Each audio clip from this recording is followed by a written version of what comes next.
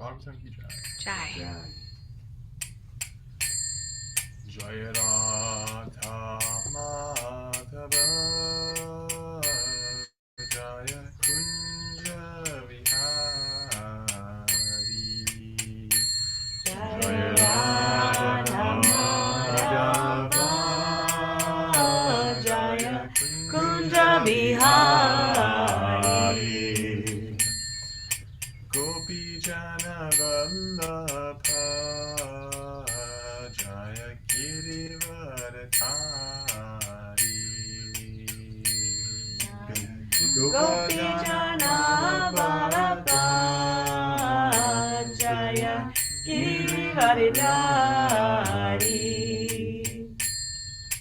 Yashodanandana Braja Jana Ranjana Yashodanandana Braja Ranjana Yashodanandana Braja Jana Ranjana Yashodanandana Braja Ranjana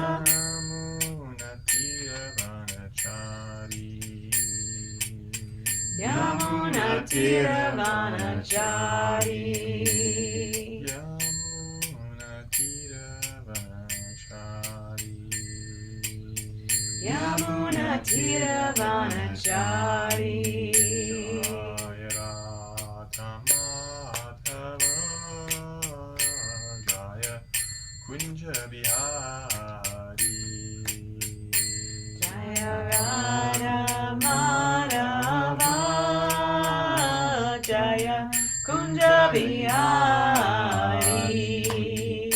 Hare Krishna Krishna Krishna Hare Hare Hare Rama Rama Rama Hare Hare Hare Krishna Krishna Krishna Hare Hare Hare Rama Rama Rama Hare Hare Hare Krishna Krishna Krishna Hare Hare Hare Rama Rama Rama Hare Hare Hare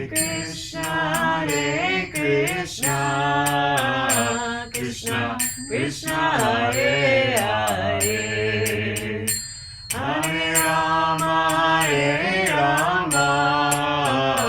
Rama Rama Hare Hare Hare Krishna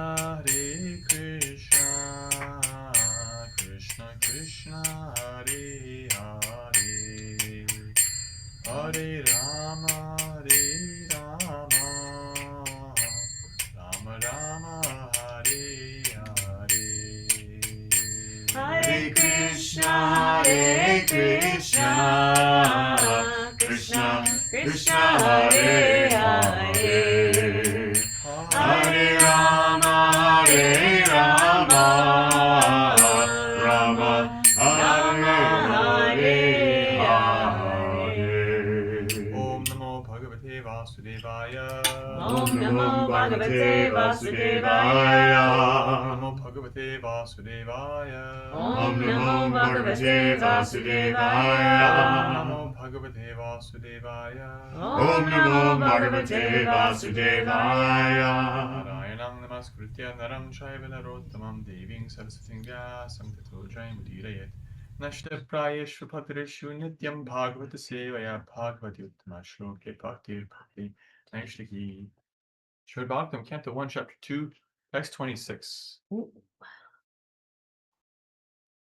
Mumokshavo Khoda Rupan Hitva Bhuta Patinata Narayana Kala Shanta Bhajanti Kanasuyavaha. Translation and purport by His Divine Grace A.C. Bhaktivedanta Swami Srila Prabhupada. Srila Prabhupada Ki Jai. Jai. Those who are serious about liberation are certainly non-envious, and they respect all, yet they reject the horrible and ghastly forms of the demigods, and worship only the all-blissful forms of Lord Vishnu and his plenary portions. Purport. The Supreme Personality of Godhead, Sri Krishna, who is the original person of the Vishnu categories, expands himself in two different categories, namely integrated plenary portions and separated parts and parcels. The separated parts and parcels are the servitors, and the integrated plenary portions of Vishnu Tattvas are the worshipful objects of service. All demigods who are empowered by the Supreme Lord are also separated parts and parcels. They do not belong to the categories of Vishnu Tattva. The Vishnu Tattvas are living beings equally as powerful as the original form of the personality of Godhead, and they display different categories of power in consideration of different times and circumstances. The separated parts and parcels are powerful by limitation. They do not have unlimited power, like the Vishnu Tattvas. Therefore, one should never classify the Vishnu Tattvas or the plenary portions of Narayana, the personality of Godhead, in the same category with the parts and parcels. If anyone does so, he becomes at once an offender by the name Pashandi. In the age of Kali, many foolish persons commit such unlawful offenses and equalize the two categories. The separated parts and parcels have different positions in the estimation of material powers, and some of them are like Kala Bhairava, Shmashana Bhairava, Shani, Mahakali, and Chandika. These demigods are worshipped mostly by those who are in the lowest categories of the modes of darkness or ignorance. Other demigods like Brahma, Shiva, Surya, Ganesha, and many similar deities are worshipped by men in the mode of passion, urged on by the desire for material enjoyment. But those who are actually situated in the mode of goodness, sattva guna, of material nature, worship only Vishnu Tattvas. Vishnu Tattvas are represented by various names and forms such as Narayana, Damodara, Vamana, Govinda, and Atokshaja. Qualified Brahmanas worship the Vishnu Tattvas represented by the Shaligram Shila, and some of the higher castes like the Kshatriyas, Vaishyas also generally worship the Vishnu Tattvas. Highly qualified Brahmanas, situated in the mode of goodness, have no grudges against the mode of worship of others. They have all respect for other demigods, even though they may look ghastly like Kala Bhairava or Mahakali. They know very well that these horrible features of the Supreme Lord are all different servitors of the Lord under different conditions. Yet they reject the worship of both horrible and attractive features of the demigods, and they concentrate only on the forms of Vishnu because they are serious about liberation from the material conditions. The demigods, even to the stage of Brahma, the supreme of all the demigods, cannot offer liberation to anyone. Brahma, the supreme of all the demigods, cannot offer liberation to anyone. Read that twice. Hiranyakashipu. Hiranyakashipu underwent a severe type of penance to become eternal in life, but his worshipful deity, Brahma, could not satisfy him with such blessings. Therefore, Vishnu and none else is called Muktipada, or the personality of Godhead who can bestow upon us mukti, liberation. The demigods, being like other living entities in the material world, are all liquidated at the time of the annihilation of the material structure. They are themselves unable to get liberation, and what to speak of giving liberation to their devotees. The demigods can award the worshipper some temporary benefit only, and not the ultimate one. It is for this reason only that candidates for liberation deliberately reject the worship of the demigods, although they have no disrespect for any one of them. Shrimad Bhagavatam ki jai. Jai. Om Jnana Timirantasya Jnananjana Shalakaya Chakshurumilitam Yena Tasmai Shri Gurave Namaha. Nama Om Vishnu Padaya Krishnaya Bhutale Srimate Bhaktivedanta Swamini Namine. Namaste Saraswate Devi Gauravani Pracharane Nirvishesha Shunyavadi Paschati Deshatarane Panchakalpatarupyascha Kripasindhubhyev cha Patitanam Pavanebhyo Vaishnavebhyo Namo Namaha. Jai Shri Krishna Chaitanya Prabhu Nityananda Shri Advaita Gadadhara Shri Vasavadi Gaura Bhaktivinoda Hare Krishna Krishna Krishna Hare Hare Hare Rama Rama Rama Hare Hare. Hare Krishna. Great to be with all of you. So, 2 verses ago, we heard about firewood, smoke, and fire itself. You have mode of ignorance, mode of passion, mode of goodness. And they're all related, but the mode of goodness is actually illuminating. And then we heard about how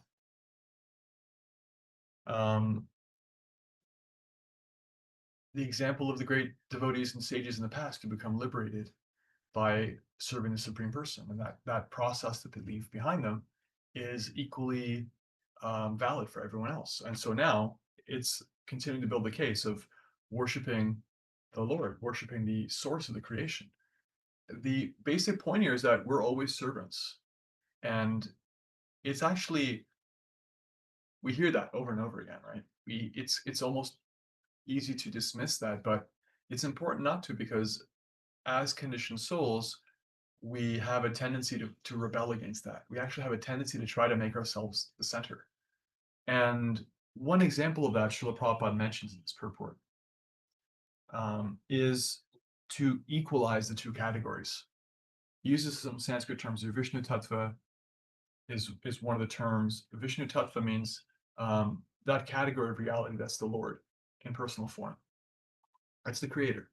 And whether it's Krishna or any of his other expansions, Balaram, this Vishnu, that Vishnu, as Prabhupada says, they display different categories of power in consideration of different times and circumstances. So, Nrsingadev appears, he has a certain mission, he displays a certain potency. He actually possesses the complete potency of Krishna because he is Krishna. He's just Krishna in a certain context. He's angry Krishna, protective Krishna. He's righteous anger, protecting his devotee. Therefore, there's this half lion, half man. And so he's manifesting a certain amount of that supreme potency. But he maintains it himself. It's his. He's in touch with it. And then there's another form that has a certain time, place, and circumstance and displays a certain other amount and percentage and flavor and perspective on this supreme total energy. But all the forms of the Lord possess all the energy of the Lord. That's Vishnu Tattva. And then the separated parts and parcels are like us, or demigods. One never becomes the other, actually. We never become the Lord. We're actually always connected with him in service. We're always connected with him in a relationship of love. We never become the supreme controller. And to the conditioned soul, this sounds wrong. This sounds like unpleasant on some level, because why not? Why can't I? What if I'm ambitious enough? What if I'm good enough? What if I'm this enough? What if I'm that enough? It's just not who we are. We're eternally related to him. And as soon as you try to become who you're related to, you reject the relationship. You actually try to step into something else. It's a kind of envy. It's a kind of inability to tolerate the greatness of another. It's like,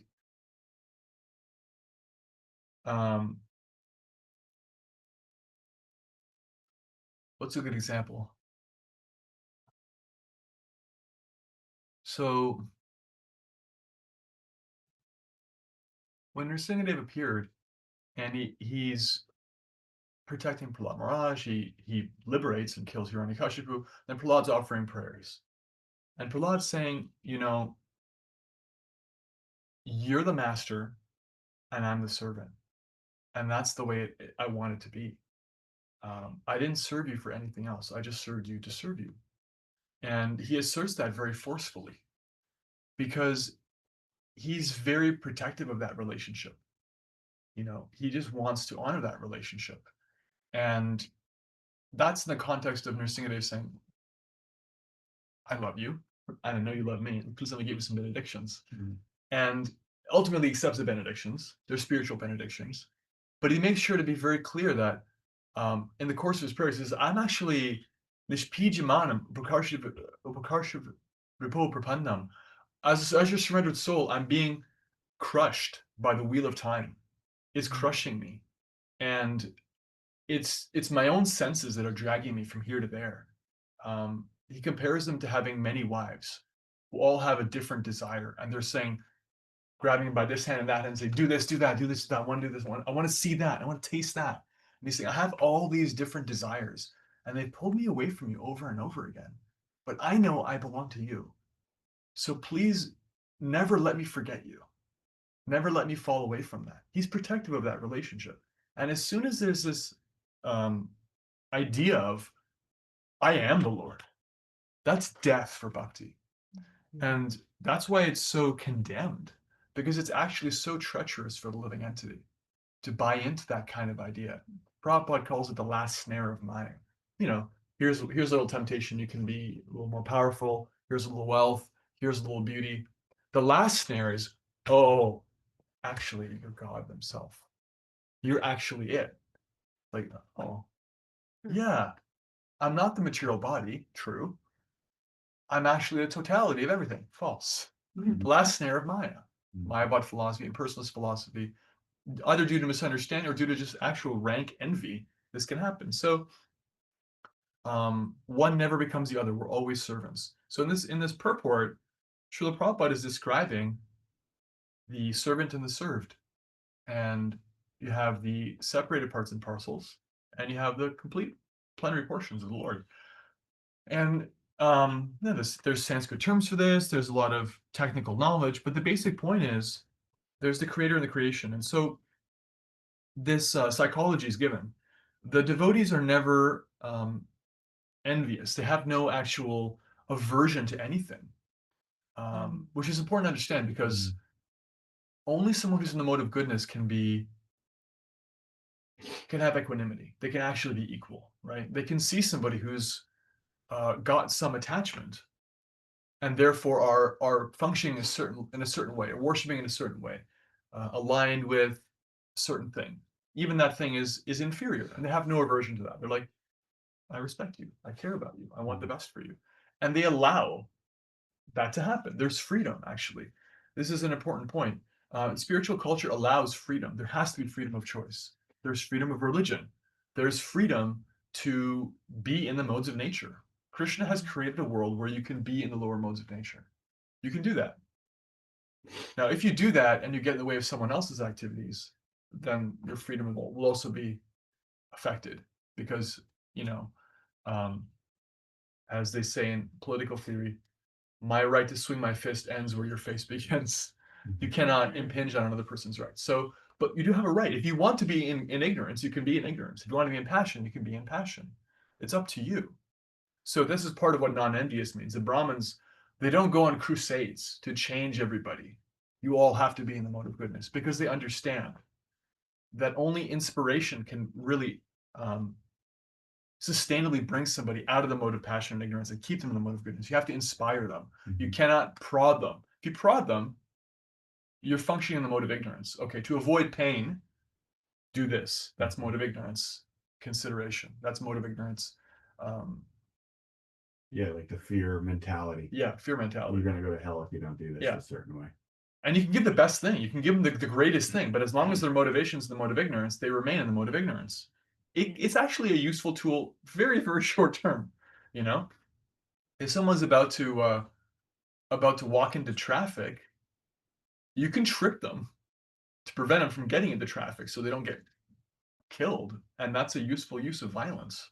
You can physically restrain them where you would never have the right to grab their body. You can do that. But it's useful for half a second. Ultimately, they have to learn what's in their best interests. You can't just manhandle people.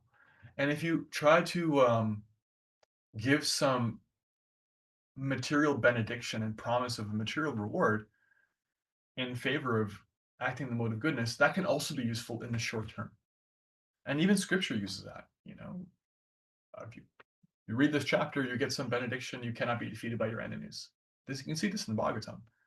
Good. Those who are afraid of being overcome by their enemies can feel like they're making some material advancement, but that's not the point of Bhagavatam. The point of Bhagavatam is beyond that.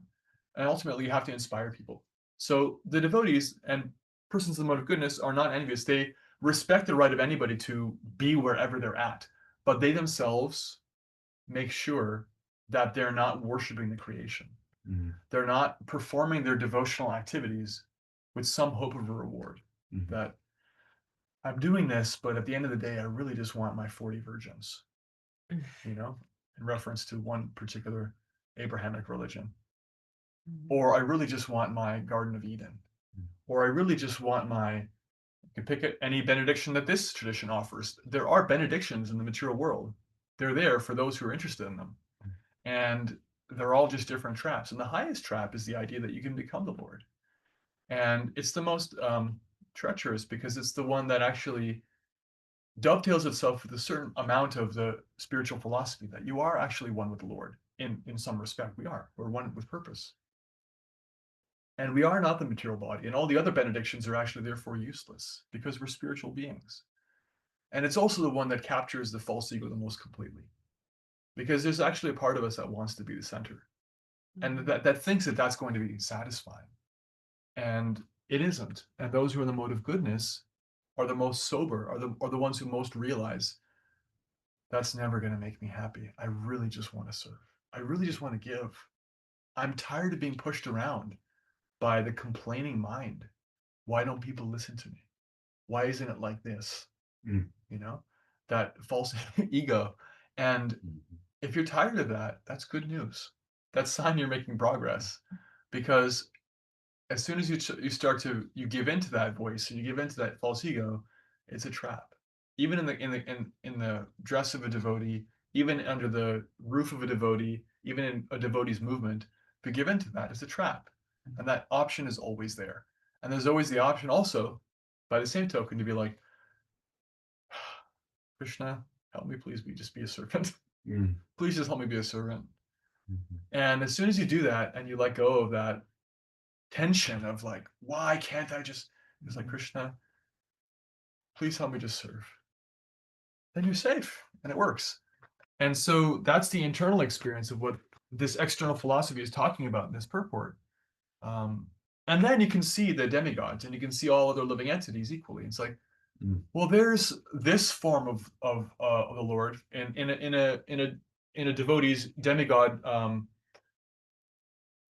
form and demigod. What's the word? Like there's a certain position there, right? Like there's a description here of Kalabhairava, Mahakali, right? Mahakali is an expansion of Durga, Parvati. It was a form of the material energy, right? The Lord Shiva's consort. Mahakali is horrifying. She accepts sacrifices of animals, and she's terrifying to look at. And she's for those who are in a particular mode of nature. And there is a necessity for that for some people. You know, there's a diversity of consciousness in the material world. And so one who's in the mode of goodness understands why that's there, and also understands that that's an expansion of a very benevolent personality, right? That's ultimately trying to help people come back to Godhead, and respects all the different positions as positions that are being temporarily filled by one living entity or another, and honors the position. Just like if you're in a different country, you come to a different country, you understand at least basically what the system of governance is there, and you respect it. Okay, like for example, if you go to certain states or provinces, you can't make a right turn on a red light in traffic. You can't stop at a red light and then turn on the red light. You have to wait till the green light. And you should know that if you drive there, because if you do, you can get a ticket. My dad got a ticket one time making a turn on a red light in Quebec, a province in Canada. You can't do that there. You should know, even if you don't agree with it, even if it's not the same as where you are. Okay, this is your place. In your place, I respect your rules. That's just being a cultured person. You know, you don't have to take everybody's idea as your own. You just have to understand in your house your rules. So similarly, devotees, those in the mode of goodness, they understand like there's different categories, there's different positions for different people, and I respect that in this diverse world there has to be a certain diversity of positions. And I respect somebody who takes the austerity of being in leadership, as demigods do, to take a certain position. And I don't disrespect them, because at the end of the day, you don't get a position like that. You don't have that opportunity without a certain amount of standing with the Lord. You have to have a certain amount of purity of heart to be able to serve in some position. Just like it's very popular these days to criticize leadership. And it's very natural to do so in the age of Kali, because people have a lot of flaws, and therefore everybody has experience with leadership letting them down. My dad let me down, my mom let me down, my teachers let me down, the government let me down. I don't trust this authority. It's like not necessarily a bad idea to be a little bit careful with who you trust. But because of all of us having that conditioning in the age of Kali, It's very popular to be like, I don't follow anybody. I don't believe in authority. And to just kind of lead with not trusting somebody who's in a position of authority. However, the reality of the world is there are always positions of authority, always, whether we want them to be or not, because there are different gradations of everything, including experience. And whether or not some people misuse authority, there's always the reality that some people know more than you do about something, about anything. And there's authority just by virtue of actually having the qualification of knowing more or having more experience. And so devotees understand, like, the demigods are ultimately living entities who are qualified for their position. I'm glad that people are qualified enough to perform a service for the Lord. They're not envious. They're not averse, right? There's no aversion. They'll respect kings and rulers, even if the kings and rulers have some habits that are not so good. They'll respect sannyasis who follow their vows, even though sannyasis are impersonalists. We see that, actually. Devotees respect impersonalist sannyasis. And, okay, you're very good at your renunciation. I appreciate that you're following in this way your dharma. I don't appreciate your philosophy and I don't follow it. However, I appreciate the position you're holding in society because that's necessary, right? They respect rulers. Narada Muni always respects the ruler. He comes in to any other devotee ruler, like Prahlad Maharaj in his middle age is actually like ruling. And Narada Muni, who's his own disciple, will get respect from him because you're, oh, my king. How does it go in your kingdom? How are things? Or he'll come to Kamsa, a demon ruler, someone in the mode of ignorance. My dear Kamsa, my dear king, how are things in your kingdom? How is ruling going?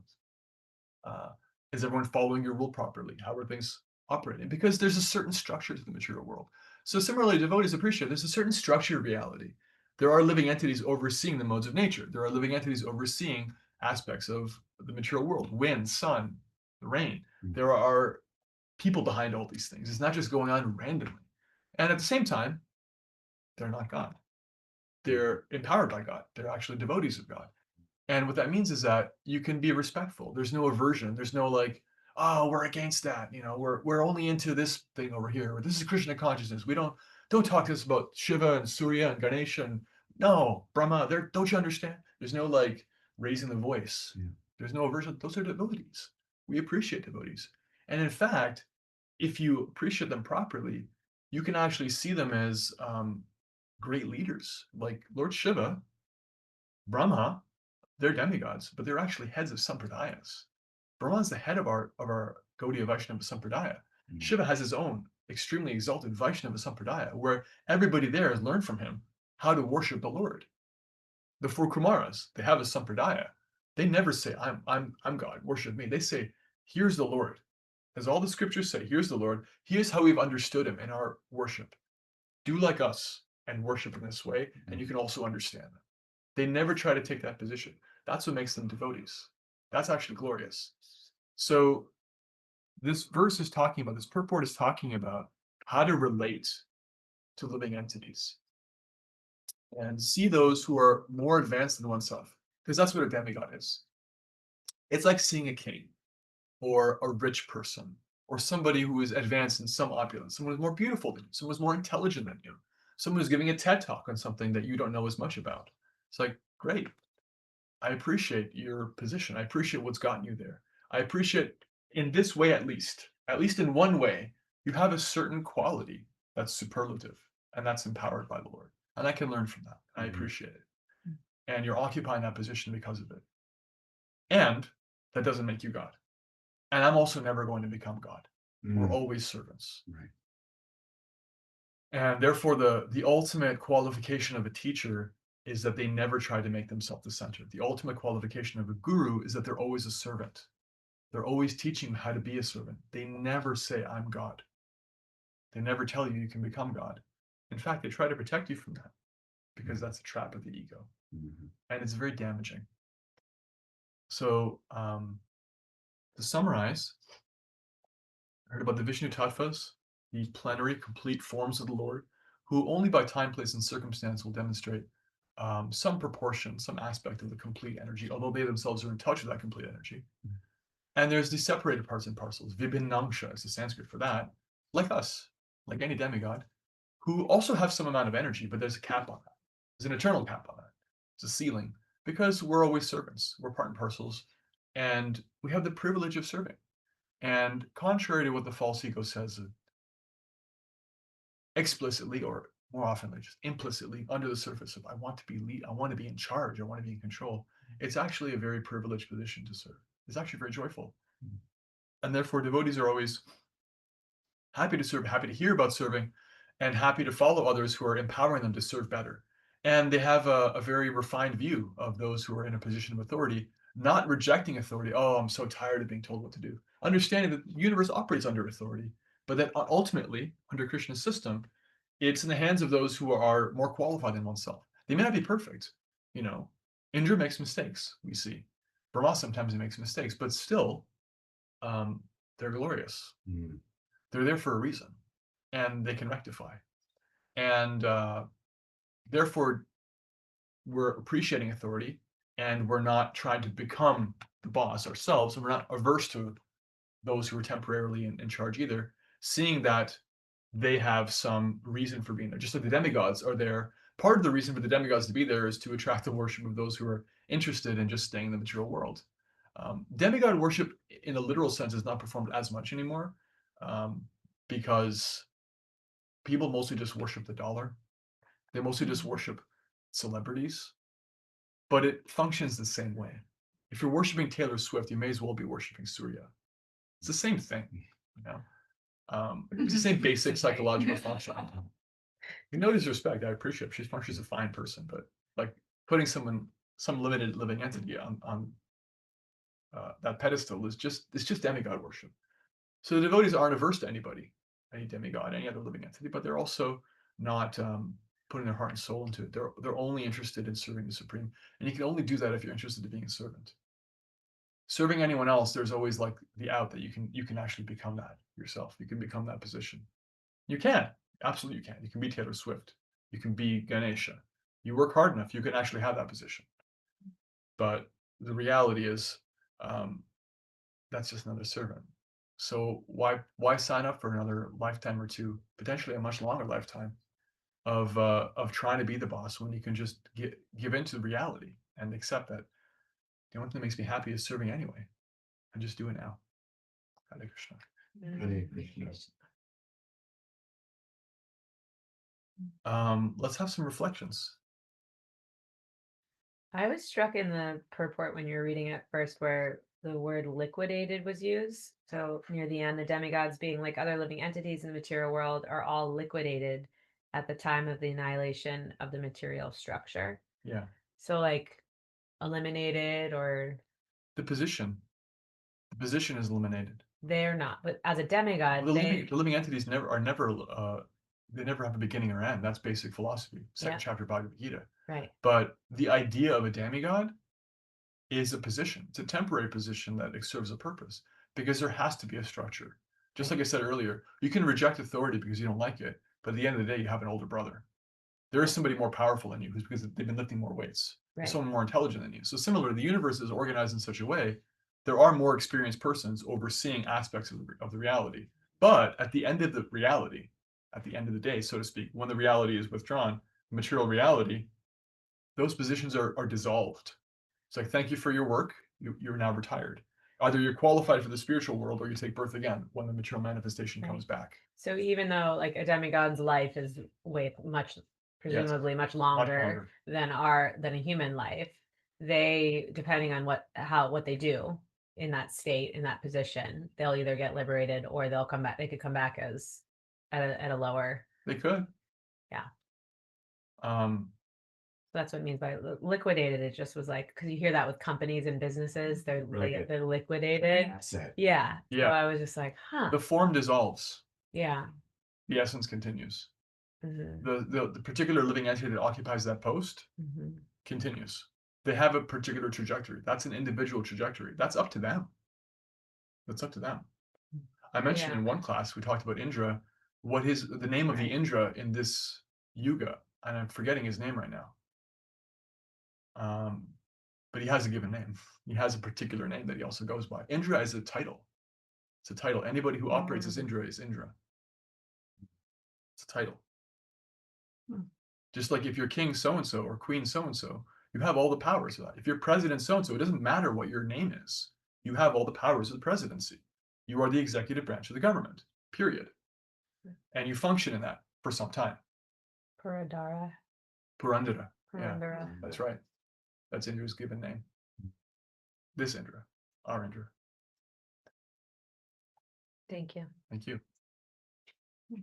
I just have a simple reflection, like again, going back to Krishna consciousness as a spiritual science, right? That there is an order and that there is a structure and there is a process and it's provable. And I think again, like the fact that like the material world mirrors the spiritual world in a very imperfect fashion, and that like how we can learn from, looking at spiritual world and how we apply that in the material world. It just makes this logic around what we're doing. Like it gives it substance. And I really appreciate having that as something to stand on as a foundation as we kind of move back to Godhead. So I really appreciate the fact that he's like setting, the Bhagavatam here is setting up this structure for us to be able to, like, even though we can never, ever understand any of this, really understand it, Krishna's at least giving us a nugget here to like try to be able to contemplate it.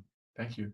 What is it about the material world that you mentioned that there's something about the material world that kind of mirrors. I mean, when you talk about like how our governments work and how the leadership works, and like, but it's also present in the material world. There's like the God that handles the weather, and there's the God that handles there's these various posts and things, and again that respect that you have for them, but they're not imperfect. I mean, they're not perfect. They're imperfect. So I think it's a much more beautiful, more perfect-ish kind of structure than what we have here. But it's like, okay, this is like when you look at like Socrates, you look at Plato, and you look at the way they set up city-states, and you looked at the way they set up structures, like there's an appreciation for that because they were, again, it kind of almost mirrors what we're hearing about in the spiritual world in a perfect way. That's right. Yeah, Krishna actually he's appointing people who are qualified for a position. And also sometimes they may be qualified for the position and also have a certain amount of attachments still left to work through. Attachment for being in control. Ultimately, if somebody has an attachment for being in control, they have to work through that, but they also have to demonstrate enough purity of heart that they can actually be in control. Because if someone's completely out of control, it's not right to put them in a position of authority because they just hurt themselves and others. Right? But Krishna is no fool. Krishna doesn't elect foolish people like we do. Sorry. I love democracy, I really do. But, it's also a reflection of the consciousness of the people. And Krishna is no fool. So somebody has to have a certain amount of qualification for that position. Also that they're not going to abuse it. At least not too badly. That they have a certain sincerity. And inside that structure, I think it's really interesting to see that like even the demigods have flaws. Yeah. And like, so for us, sometimes people get bogged down by like all the flaws that I have and like how can I be getting closer to Krishna? I have all these flaws and woe is me. And like, we can even see by the demonstration of the demigods, like nobody's going to be God. Like God is God. And even demigods who are like these extreme, beautiful beings, like they have flaws. And so even though we're much more flawed, like it doesn't mean that should stop our progress. So it also like, I love the fact that like he's setting up the structure and also like in relation to himself, how, nobody's ever going to get to that perfection. So just keep moving forward. Yeah. The process is the same, whether you're the lowest street sweeper with no title or you're Brahma, the process is the same. It's service. And if you're aligned properly and you're serving sincerely, that's all that matters. That's actually all that matters. Nothing else matters. Just like I keep mentioning Prahlad Maharaj today because he just keeps coming up. After Hiranyakashipu was killed, after Nrsimha appeared, after Prahlad Maharaj offered these prayers, then what happened? Well, then what happened is that the Lord said, okay, so 7 generations back and 7 generations forward, your whole family is going to be liberated because I'm so pleased with your bhakti. It's so amazing and beautiful to me. And I want you to know you're always my devotee. And I also want you to know I need someone like you in charge. So I want you to be king. I want you to take care of this place. I want you to take care of other people. And this is in a previous age. So he didn't live 100 years. He lived like 100,000 years. So he just did his thing. So Prahlad Maharaj ran out the clock doing whatever he had to do. And the whole time he was in the consciousness that he was in when he was a 5-year-old boy, praying, praying to the Lord with sincerity when his father was trying to like abuse him. Just that same simple, humble service. Nothing changed. Whether he was a boy or he was the king, the actual head of the entire planet. It's that service. He just ran the clock like that, went back to Godhead. The difference is that when you have more people under your care, you can also help them to come up. When he was a boy, he only helped his classmates. That's all he had a chance to talk to. He would go to class and be like, hey, why don't we talk about what's really important over here? And start sharing stuff about bhakti with his kids during recess. But the scope changes, but the basic alignment doesn't change. So that's all we have to worry about. The scope will come and go. People will give us authority, then it'll get taken away. You know, these people can hear us, then they grow up and they go, maybe they become leaders, maybe they leave, maybe they don't actually take what we have to offer. But you can keep giving. That doesn't change. And Krishna notices that. Just keep being aligned properly and keep serving, whether you're a janitor or you're Brahma. More reflections? Yeah, I love Yeah. the message I here. was just going to say we have like a good attendance today. We have like almost double-digit people. I read chapter 5 of the Bhagavad Gita, Karma Yoga and Krishna Consciousness, and I was writing here, and I got to watch the sunrise, and and my gratitude went to Surya. It's funny that we were bringing up Surya so much because I was holding that thought going.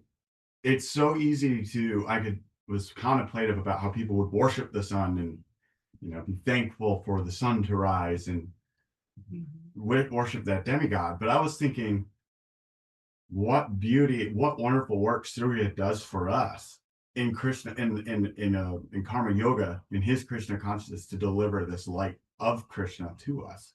And I was thinking about how even demigods of great power, they offer, devotees that is, offer back everything they have, and they strip back down to the just basic simple soul self, just like us, just like you and everyone. And I was just holding that, how we do that, get that liberation by not being attached to the fruits of the labor, or being attached to the fact that there might be failure to the works that we're doing. It's not ours to hoe. We just give it back. Yeah. And as a servant, Yeah. that's the servant surrender mentality. So, and it's amazing to kind of see it on a bigger, broader level, like watching the sunrise. It was just like, man, I have so much gratitude for Surya and the fact that he's doing it in Krishna consciousness, doing that work in Krishna consciousness. So there's a nice verse about Surya in the Brahma Samhita. Yat chakshuresha savita sakala grahana raja samasta suramurti rashesha teja yas yajnaya pramati samprita kala chakro govindam adipurusham tamaham bhajami. That the sun, which is like the eye of the world, is the image of the good soul. It mounts the wheel of time on the order of Govinda, the primeval Lord. I worship that Lord Govinda. And there's a nice section in the Sri Chaitanya Bhagavata, Vrindavan Das Thakur. It's a biography of Lord Chaitanya. And we hear about how Suryadev becomes enlivened with Lord Chaitanya's kirtan. That when the Mahamantra is being chanted, there's a way in which in Kali Yuga, after Lord Chaitanya appears, even the demigods, they get in the kirtan. One point, there's change of scene from the Earth planet. We see the celestial beings. We see like Suryadev basically losing consciousness, just crying in ecstasy because of kirtan. So the demigods are also just overcome with this Sankirtan movement because they're pious. They get it. So yeah, Suryadev is really important work. And people have been worshiping the sun from time immemorial for natural reasons. We're completely dependent on the sun. And it's a very, very natural part of our psychology is to appreciate that. And so it should be a thing of like just connecting that to the Lord, because that luminosity, the heat, also just the way in which you can see in Jyotish, the sun is the king of the planets. orders the universe. Sun is a very masculine figure. There's a certain way in which like things are regimented and ordered because of the sun. Like time is ordered because of the way the sun moves. The most punctual of all the planets, keeps everything running on the clock. So there's a certain, yeah, you can see like in Jyotish and astrology, they have psychologies. The sun has a certain psychology, operates a certain role, right? So the Surya Dev's there like as the stern father figure. Just like the sun can be like warming, it can also be very harsh, kind of like too hot, you know? Like a stern father figure has a psychology sometimes. The Surya Dev operates in that way. The Jyotish can tell you more about the different psychologies of the planets, but ultimately they're all different roles, and Surya is just another ecstatic devotee who cries in kirtan. We take that from Chaitanya Bhagavat. More reflections, questions, comments? Yeah, if I can. I love the lesson in here about, relating to others, especially those that are, more advanced in the spirit of humility, keeping a check on your own humility. And it's interesting, on a daily basis in my corporate job, for instance, I'm a boss, but I try to, have servant leadership as my approach, right? And I'm not, I'm absolutely fallible. Like I make mistakes. My boss above me, just because he's above me, I respect the position that he's in, but he's fallible too. And there's always like, there's this constant checking and rechecking, especially now that I'm, Krishna conscious and thinking about bhakti all the time of, how do I stay humble and be discerning and stand up for myself all at the same time?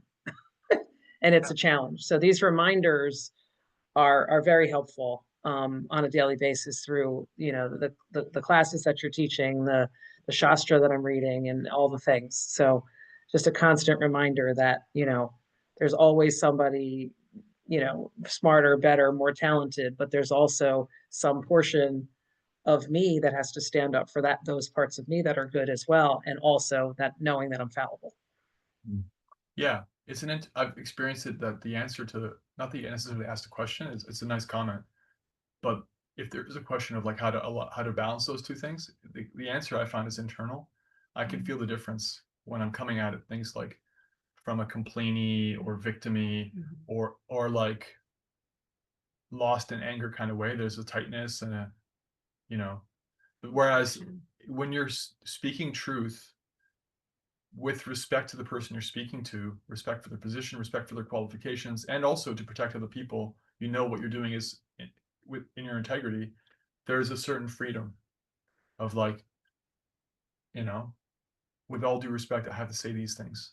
And you say them without attachment to results. You can't necessarily, may not be yours to control, but it's also it's a sign of a mature person that they can stand up. I mean, that's also, yeah, like I studied once the psychology of cults.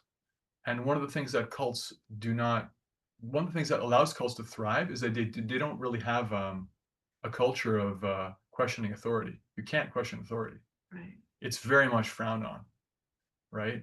And they have an open front door, but they don't have an open back door. You can't leave, right? So there has to be a way in which we, in any healthy community, because cult is just short for culture, and any healthy culture, we have to choose to create a way in which anybody can come, and if they want to leave, anybody can leave.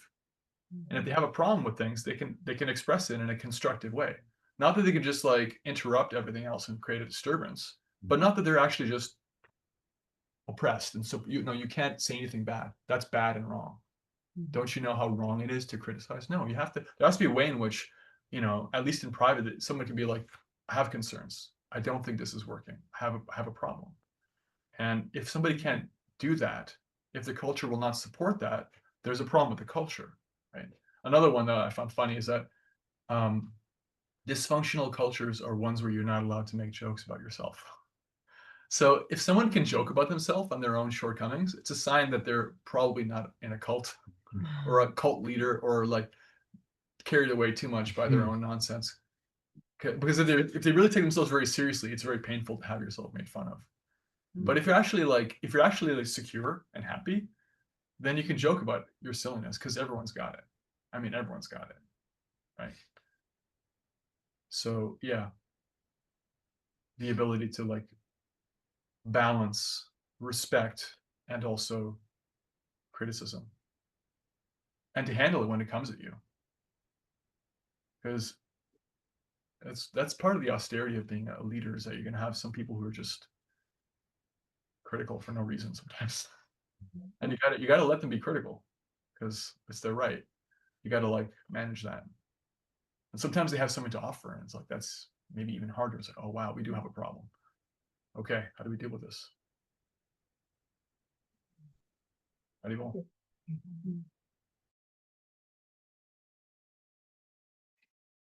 Anything else? Looks like Leanne. Yeah. Yes, Hare Krishna. I really like the prayer that you said about when we're forgetting, our position and what we're doing, and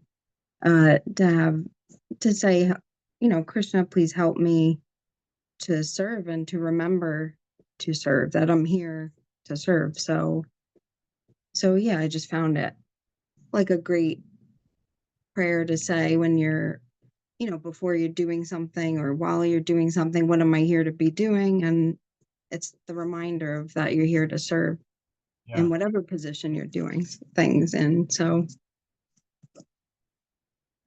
Yeah. so We yeah, have thank you. actually, like there's a profound way in which you can listen to that intuition, because sometimes being of service means criticizing others. You actually have to like give some constructive criticism. You have to like manage the energy. That's what a leader has to do, either or even among equals, like in a relationship, you have to give some feedback sometimes.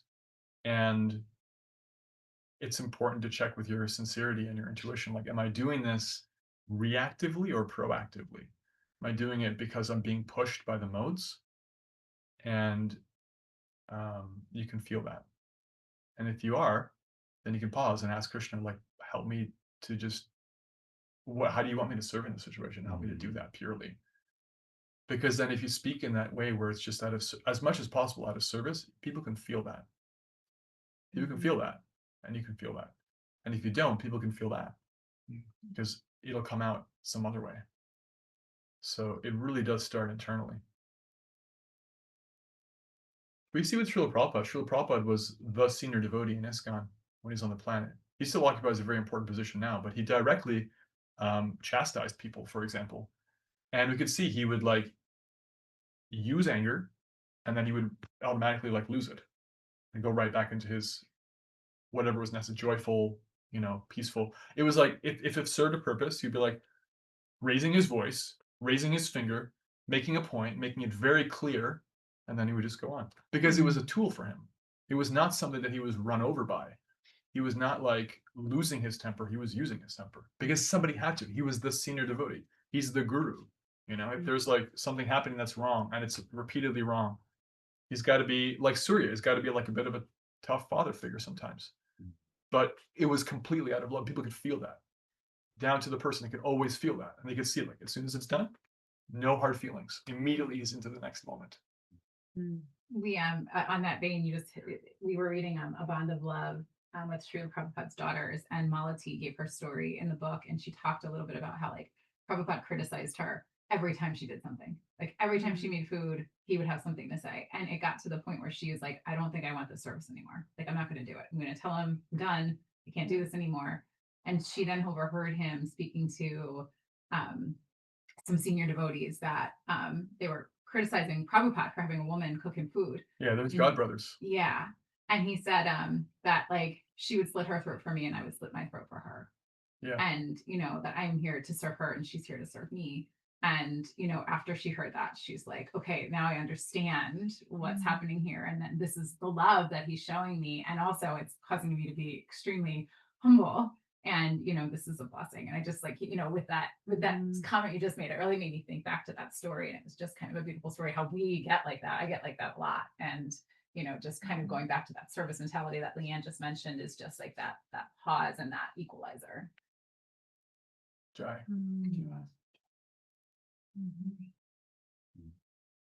There's a lot to learn from Srila Prabhupada. A lot to learn.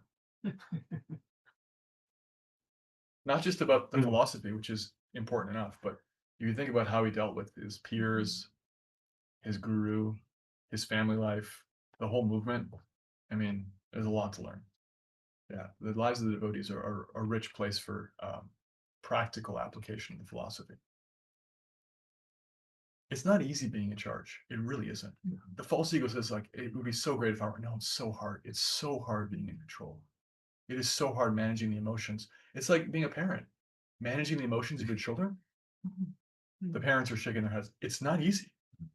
I'm not a parent, but I've been a child. It's a lot easier to be a child than it is to be a parent. It's a lot of tolerance, a lot of patience, a lot of like planning. When can I have this conversation with them? When can they hear it? How can they hear it? How can they feel loved and still make the change I need them to make? It's not easy. Krishna's doing that for us all the time. Yeah. You know.